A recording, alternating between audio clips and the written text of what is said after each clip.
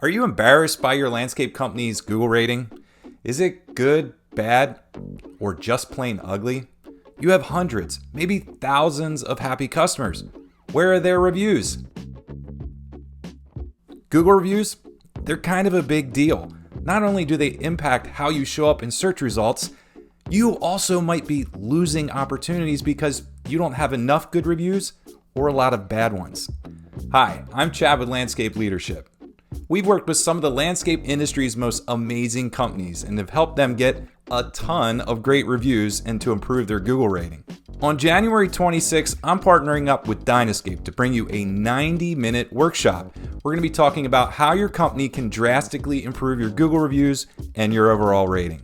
We're going to be covering what a great process looks like, which people on your team should be involved in that process, and I'll also demo some tools that can help you automate many parts of it.